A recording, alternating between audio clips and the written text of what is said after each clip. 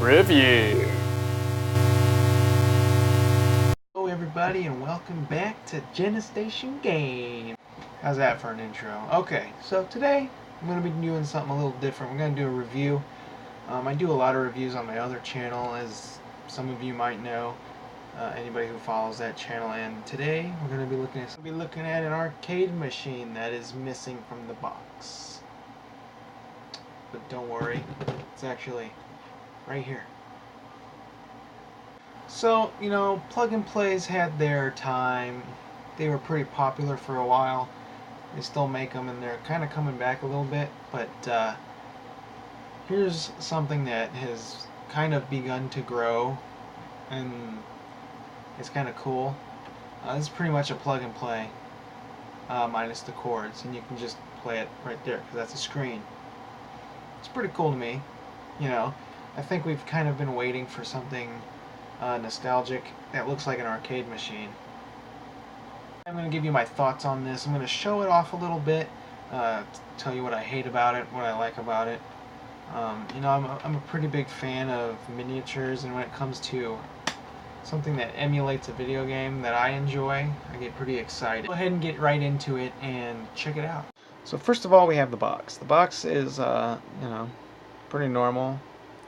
I forgot to mention, this is by a company that makes quite possibly the worst handheld and miniature arcade system ever. They finally got their licensing to make something legitimate, and it's pretty cool. But if you don't know anything about My Arcade, they are the ones that made the 220 games in one, and not one single game on that system was worth anything. So this should be interesting to check out a licensed product. Now, we'll take a look at the box. They give you my bad. Peely. This is the screen protector. Don't need that. So, you know, a little bit of game history. You know, it's pretty cool. And then it goes over some finer details. So these are a part of the micro player line by My Arcade. Full color screen and removable joystick, which is a very interesting feature on something like this. And here's what I found very interesting. Features artwork inspired by the original Galaga arcade machine, perfect for any game room, office, or display case.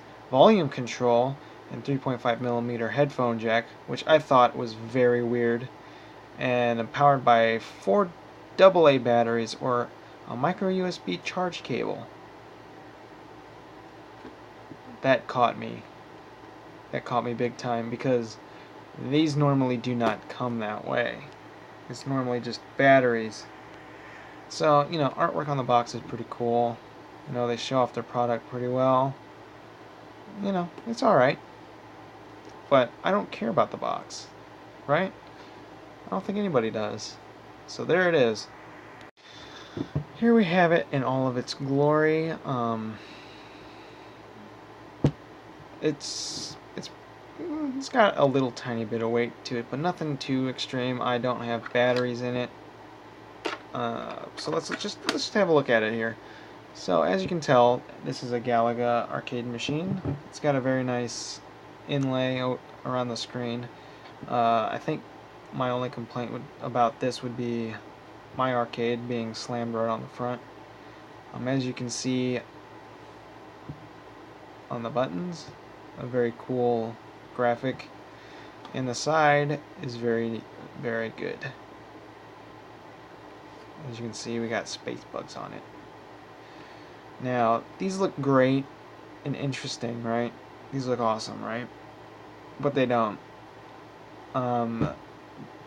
These are kind of applied not very well. And let me see if I can show you.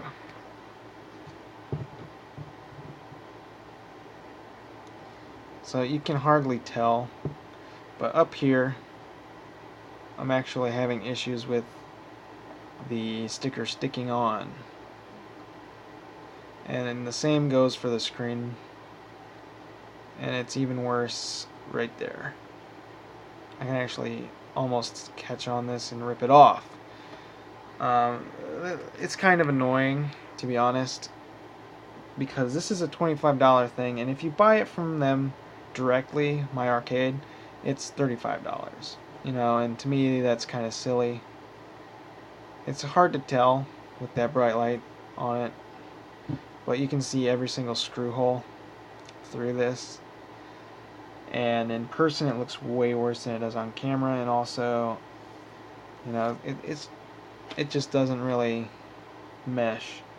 And around these light holes, it doesn't stick very well. But what is nice about these decals is they're pretty thick, so I can't really complain too much. But that's kind of like my only complaint about this whole thing. So, yep.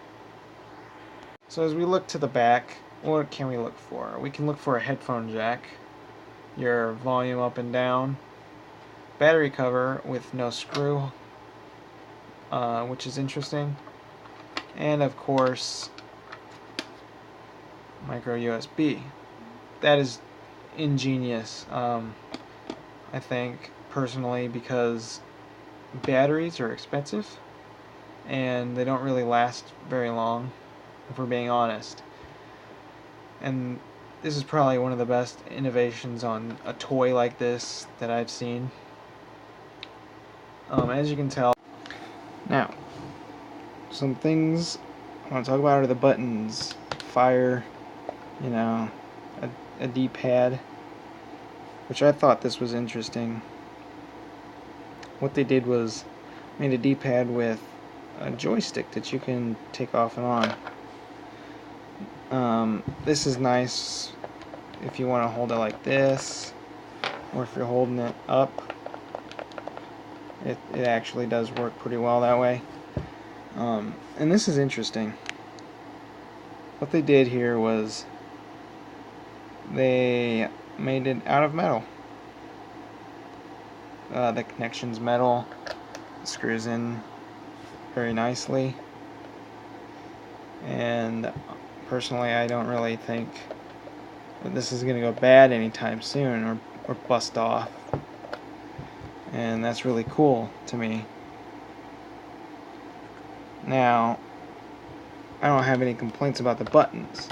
However, the power button is the coin door, and it doesn't really click very well when you push it, and it's kind of hard to tell sometimes if you're pushing it right or whatnot. Just a minor complaint, nothing too serious. So, do you guys want to see some comparisons to the other arcade systems I got? Let's go ahead and do some size comparisons. So, first of all, we have Tiny Arcade. They made the smallest arcade system. Surprisingly, it's also the highest quality out of these. And what's so interesting about this one is it's got a light up marquee. That's freaking cool to me. And yes, you can play it, you know, and it looks great, but it's tiny. So here we have Qbert. I don't really know who makes this. I just bought it today. I thought it was Funko, but I'm not really sure. Their sticker applications are crap. Oh my god. I don't know if you can tell, but there's bubbles everywhere. And there's no indentation for the sticker to sit. But that's not what we're talking about. We're talking about size. So obviously, I've brought in an iPod to kind of give people some idea of size. You know, just this thing's huge. This one's big. It's even bigger than this Game Boy, which everybody's seen a Game Boy. And actually, it's interesting because the first thing I thought of when I picked this up was, this is the size of a Game Boy. You know?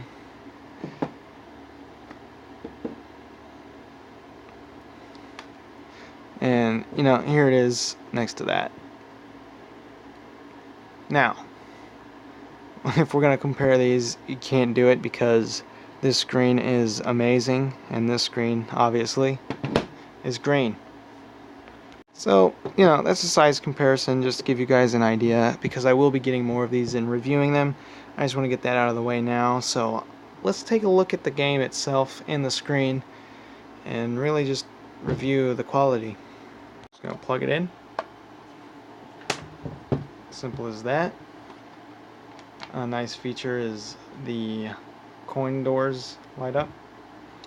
And let me just get this zoomed in right so we can properly see it.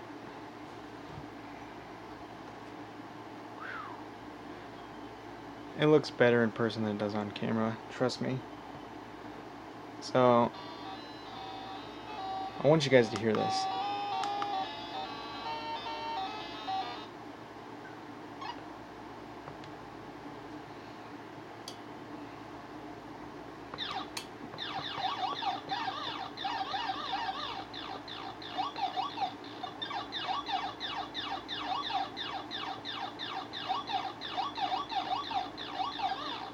Do you hear that?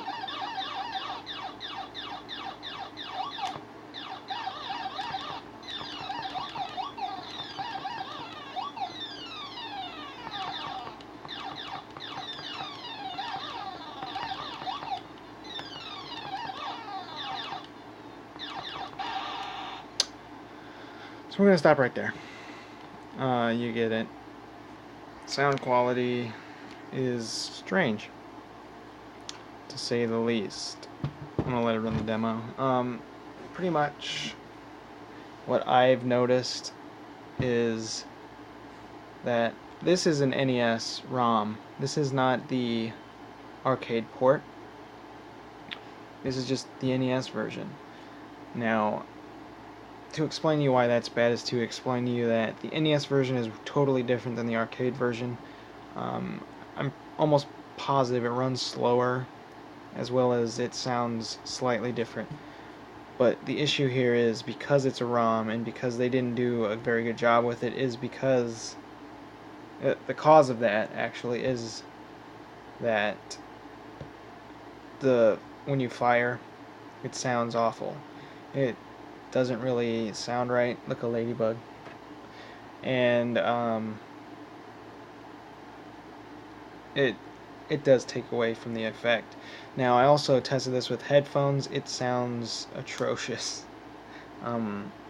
It's on the lowest setting, it's too loud, and when you're using headphones, it just sounds absolutely awful.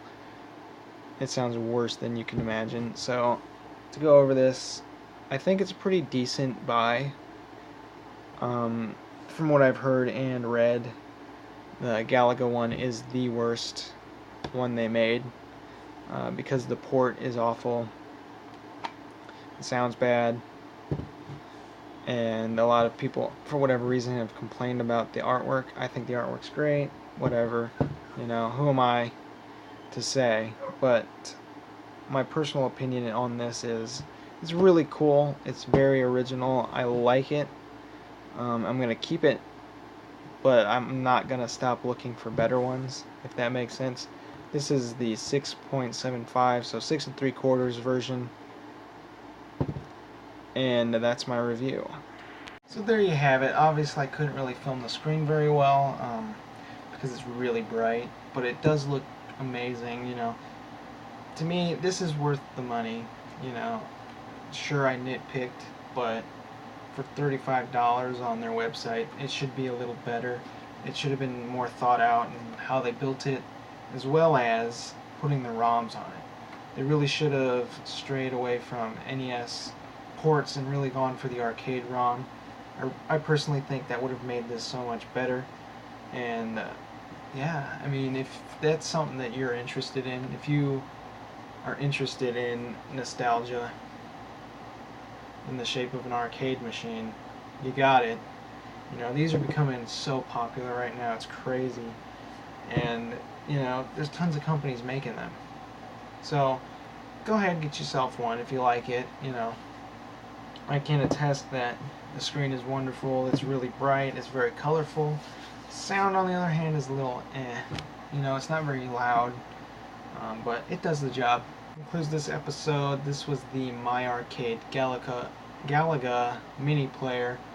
They make a ton of them now, and they're making 10-inch ones with their Data East cabinets that have all the Data East, not all of them, but they have 34 games preloaded on it. It's much bigger, it's easier to play on, and from what I've heard, those are the arcade ports. So if you're interested in getting the real deal games, that's the best way to. Thank you very much for watching. I hope you enjoyed. I hope you learned something. I hope you had some fun.